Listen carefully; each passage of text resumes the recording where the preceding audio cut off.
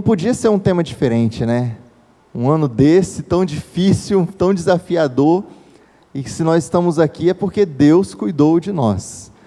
E fechando o ano, né, falando sobre Ele, sobre Jesus, que é a revelação do cuidado de Deus.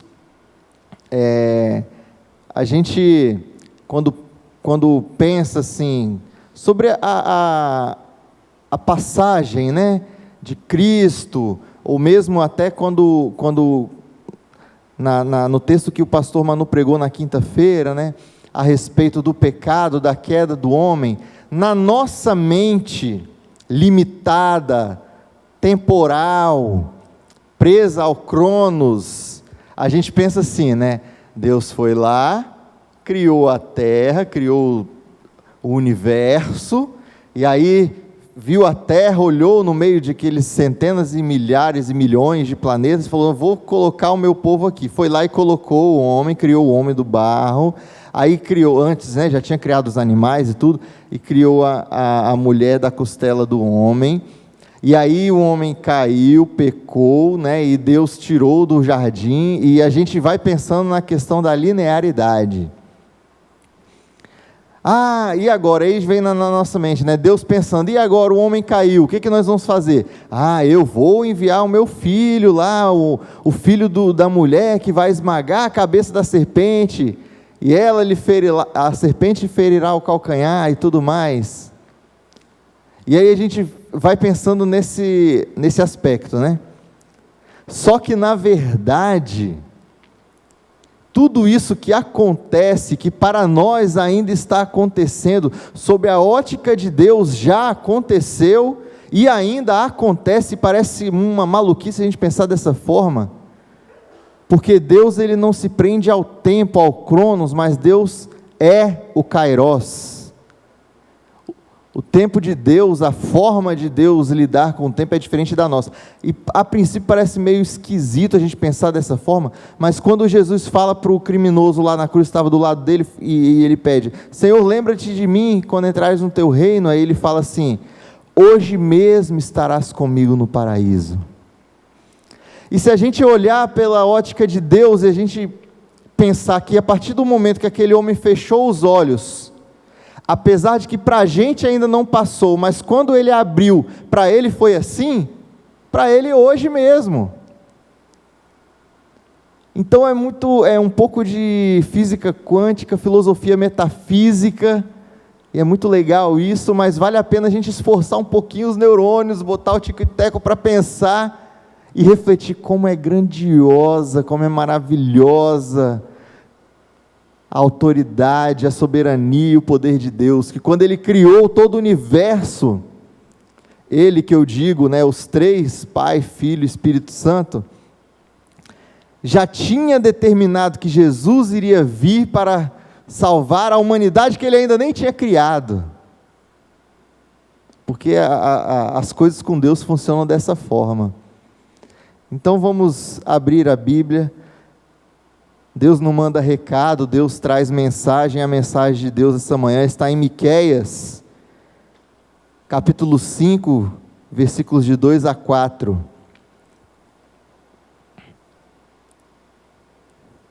Outro dado curioso aí, né, que quando a gente vai falar sobre um tema, e aí a gente aprende isso lá nas primeiras aulas, que quando a gente vai estudar sobre um tema, a gente busca o tema, a passagem mais antiga, mais anterior, né, da Bíblia, e a passagem primeira da Bíblia sobre isso, é a que o pastor Manu pregou na quinta-feira, sobre a queda do homem, e depois vem o que? Os profetas, e a gente vai caminhando.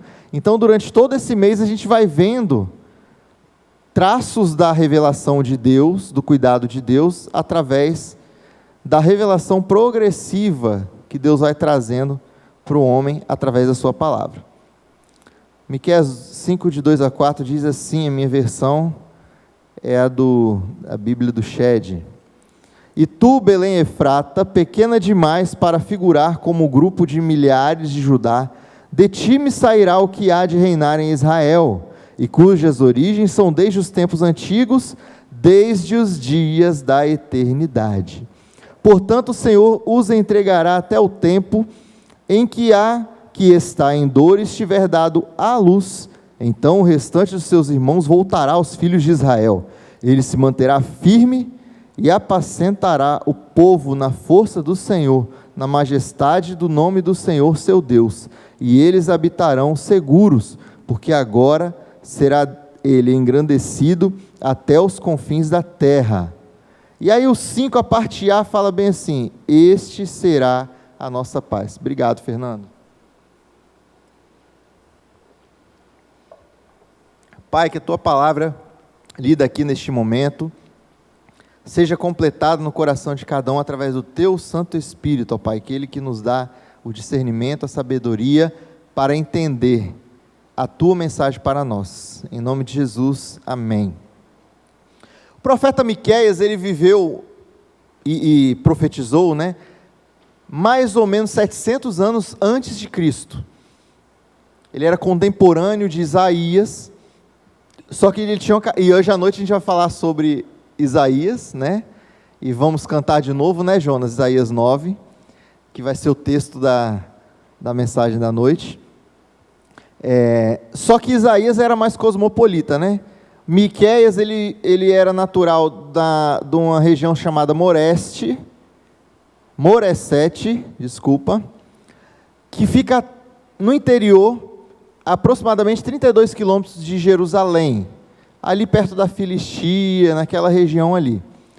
O nome do pai de Miqueias não é nem citado na Bíblia, porque provavelmente a família não era uma família muito de prestígio, era uma família camponesa, uma família do interior, uma família que não figurava entre as famílias de destaque da metrópole, de Jerusalém, de Jericó, das grandes cidades ali da região. Então, provavelmente, Miqueias, ele foi um aldeão, um camponês, um fazendeiro, provavelmente ele foi, era essa a profissão dele, e por isso ele foi chamado a fazer missões, né, digamos assim, a profetizar, mais voltado ao interior. E um detalhe, ele lutava contra a tirania dos ricos em defesa dos pobres. Então, Miqueias era um cara que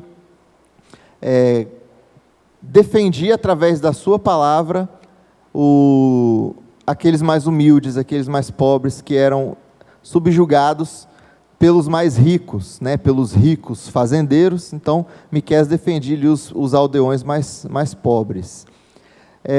E talvez por isso, por toda essa conjuntura, ele tenha sido chamado para profetizar nas regiões mais interioranas.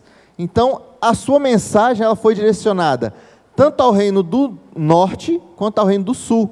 Então a gente já sabe que nesse período aqui já haviam, né, a nação de Israel já havia sido dividida, 10 tribos para o norte, 2 tribos para o sul, então conhecida depois como Judeia e Samaria. O sul é Judeia, o norte é Samaria. E Miqueias pregou tanto para Samaria quanto para Judeia. E como eu falei, ele era contemporâneo ali, nasceu mais ou menos na mesma época que Isaías, e eles pregavam na mesma época, porém Isaías era mais cosmopolita, era mais metropolitano, enquanto Miqueias pregava mais para o interior. E é curioso isso, porque o primeiro termo aqui do versículo, ele fala assim: tu, Belém Efrata. Belém era uma cidadezinha pequenininha, do interior. E desde criança esse texto me chama a atenção, né? Algumas traduções falavam assim: mas tu, Belém Efrata, e tudo. E eu achava que Efrata, sei lá, era um apelido, era uma forma, não sei, nunca entendia. E aí quando eu fui estudar esse texto, eu aprendi que Efrata é o nome antigo de Belém em aramaico. Efrata é hebraico, Belém é hebraico, Efrata é aramaico, que significa a mesma coisa, casa do pão, né? Belém é a casa do pão, e Efrata era o nome da cidade, casa do pão, que era uma cidadezinha muito pequena, para figurar entre os destaques, né, de Israel. mas a gente já percebe esse pequeno detalhe, que apesar de ser um lugar tão pequeno, Deus já estava mostrando o seu cuidado ali com o seu povo, falando o quê? Que não importa o tamanho, mas Deus olha para você, ou para a sua cidade, ou para o seu país. Era uma cidade muito pequena, e agora você imagina, 700 anos, ele fala assim, vai nascer aí, o libertador, o cara que trará a paz e tudo mais, e 700 anos depois realmente nasce. Então Belém era também a cidade, a região ali onde o rei Davi, né, nasceu, na Judéia, né, Belém da Judéia.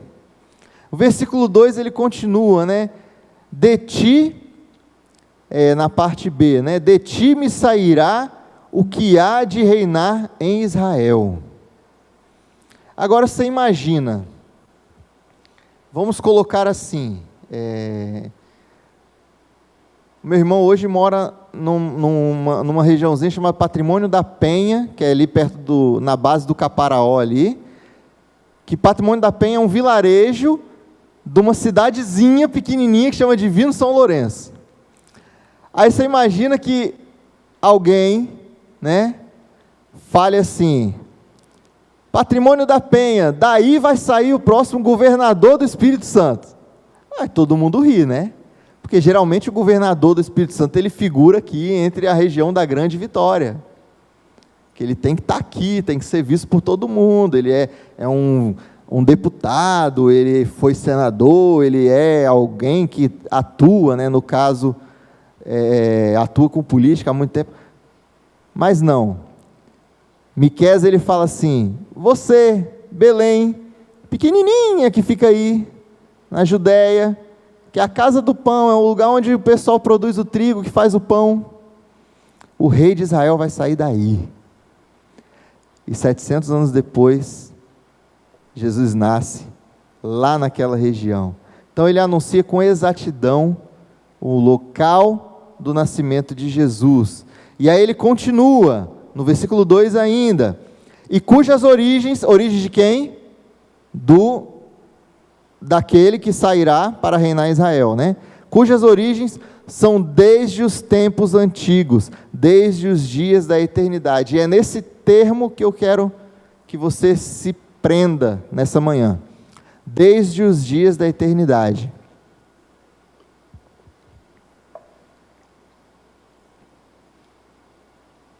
Na quinta-feira, como eu falei, o pastor Manu, ele falou sobre o proto-evangelho, né? A mulher dará luz a um filho e a serpente ferirá o calcanhar e ele esmagará a sua cabeça. E aqui agora fala desde os dias da eternidade.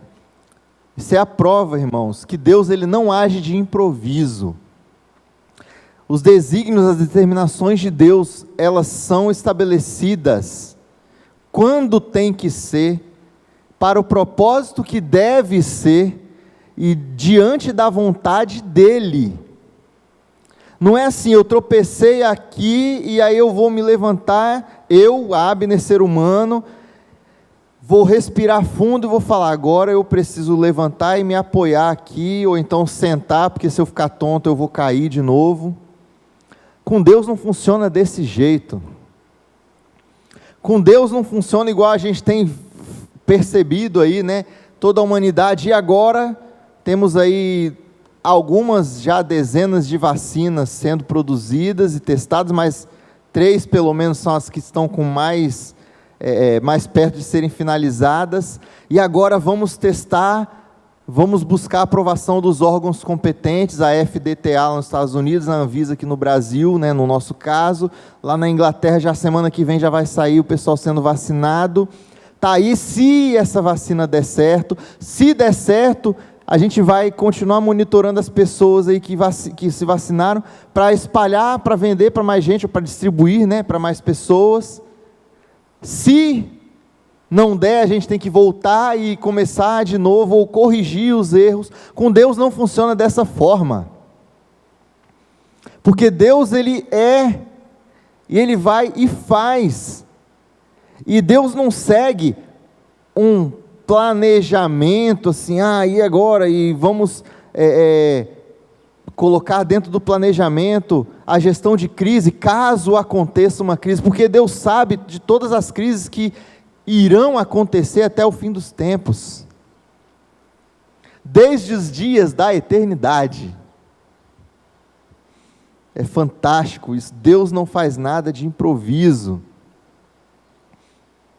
E aí ele continua na sua profecia, versículo 3, portanto, o Senhor os entregará até o tempo em que a que estiverem em dores tiver dado a luz, então o restante dos seus irmãos voltará aos filhos de Israel.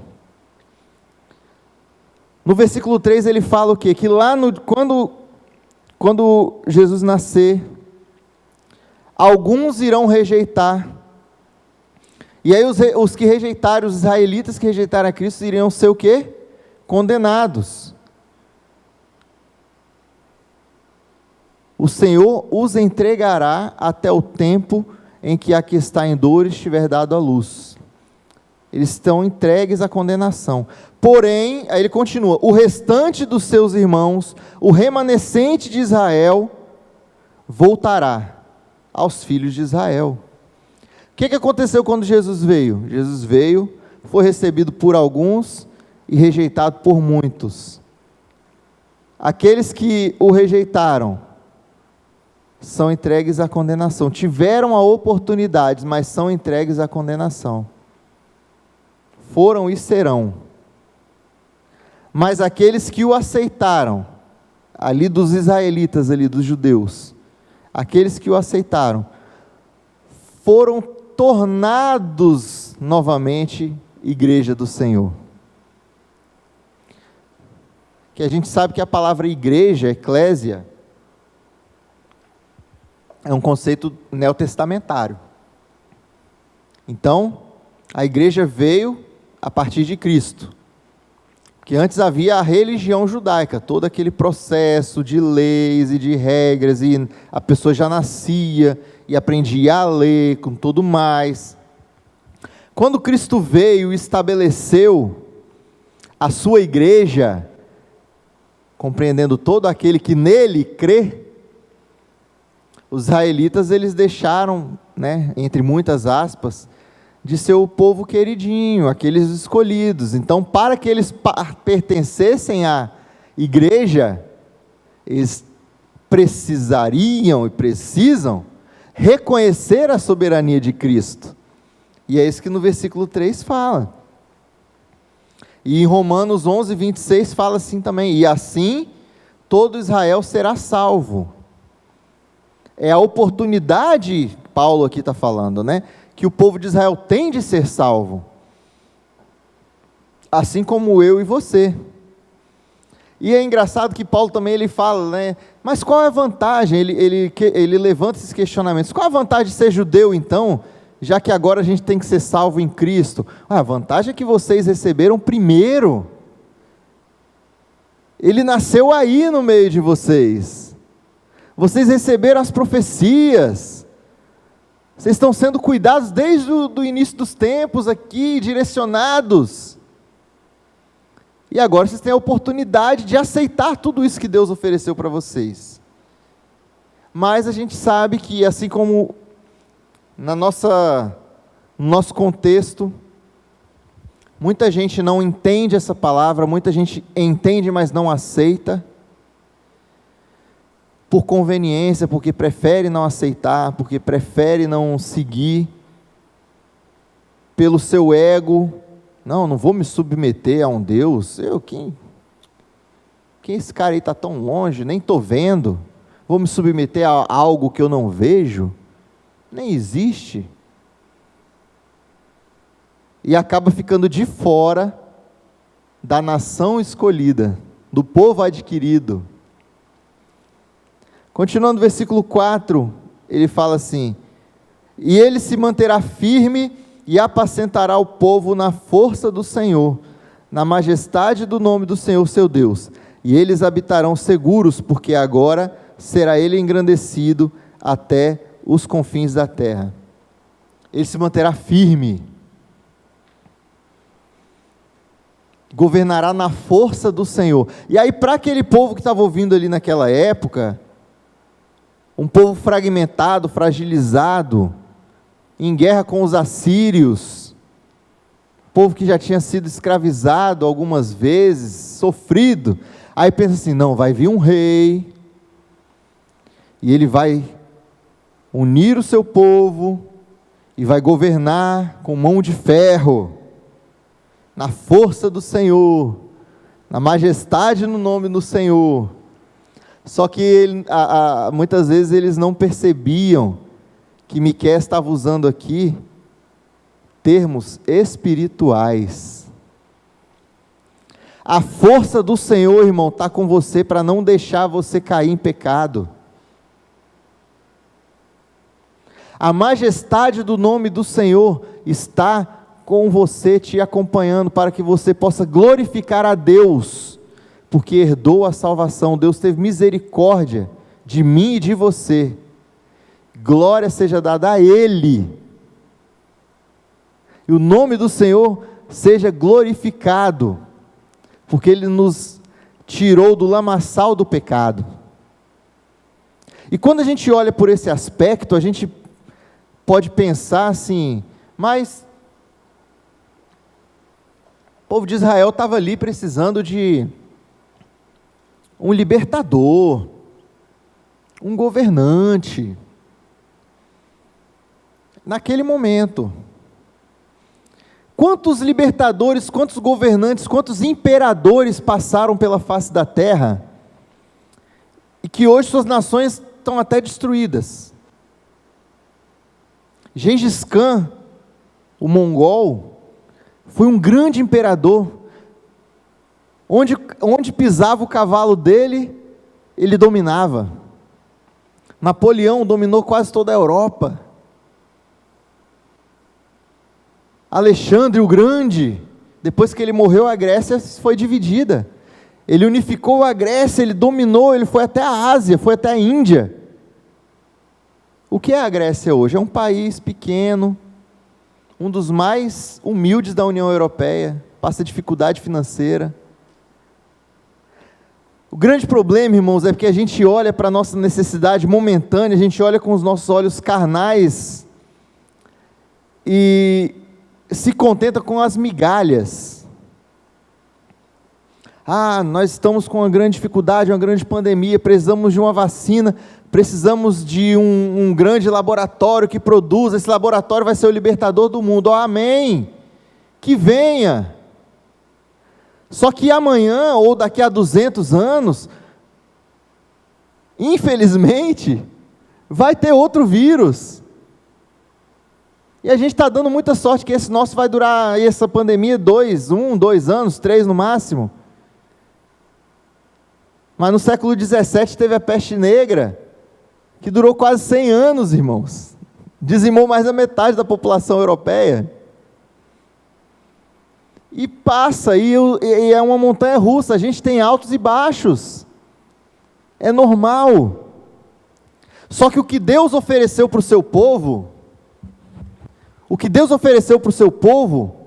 não foi uma libertação momentânea, não foi um redentor local, apenas ali para aquele momento. Deus ofereceu para o seu povo um redentor de vida eterna, que reina em majestade, reinará eternamente sobre todo aquele que nele crê, e irá governar eternamente. Muitas vezes falta a gente olhar para as coisas e os acontecimentos com uma visão mais espiritual, e enxergar que às vezes Deus vai dar soluções materiais para nós, sim, mas na maioria das vezes Ele vai nos dar uma solução espiritual, que na verdade é a maior solução de todas, a maior vacina de todas, morreu por nós, é a revelação do cuidado de Deus, é Jesus, irmãos. Porque não importa se eu viver aqui 30, 40, 90, 100 anos. Quem é a pessoa mais velha do mundo hoje que está com 120 no máximo? O que são 120 anos perto de uma eternidade com Jesus? Ele se manterá firme e vai reinar com a força do Senhor na majestade do nome do Senhor. E no versículo 5, a parte A, ele fala assim: essa será a nossa paz, este será a nossa paz. Paz era o que o povo mais almejava naquela época, porque imagina uma nação já fragmentada, sofrida e em constante ameaça de guerra.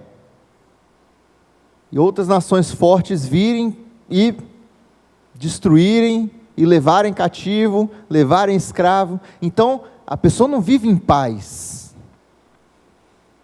Um povo em constante guerra não vive em paz. Paz é o que nós mais queremos nos dias de hoje, talvez mais até do que dinheiro. Pensa bem, se naquele dia estressante que você está trabalhando lá, e no meu caso, e cliente dando dor de cabeça, e o trabalho não fluindo, ou fluindo muito, mas vem aquela rasteira, ou no caso o patrão, quem tem patrão, ou no caso, enfim, e a pessoa ali está ganhando muito dinheiro, mas olha assim e fala: caramba, eu só queria paz, só queria paz. Quantos milionários tiram as próprias vidas? Falta de dinheiro, não é. Às vezes nem falta de saúde, a pessoa está ali saudável, mas falta paz. Paz é o que nós mais queremos nos dias de hoje. É não usar uma máscara, é ir para a praia, é poder ir fazer as compras no shopping sossegado, sem ter que ficar passando todos aqueles protocolos e termômetro e álcool, e trabalhar em paz, ir para a empresa em paz, ir para a escola em paz. E às vezes lá em casa a gente vive um clima de guerra, porque eu trabalho dentro de casa, e às vezes os 3 estão juntos lá, não estão em aula. Imagina 3 meninos fazendo aquela bagunça, muita energia. Eu falo: eu só queria um pouquinho de paz. Às vezes eu falo assim: gente, agora faz silêncio que o papai precisa ligar para o cliente, porque eu mesmo dentro do escritório com a porta fechada, dá para ouvir. Gente, silêncio que eu tenho reunião agora pelo Zoom. Aí a gente quer o quê? É paz. Este será a nossa paz. A paz momentânea? É bom paz momentânea, mas este será a nossa paz eterna, para uma vida sem preocupações. Uma paz que foi o quê? Estabelecida desde os dias da eternidade.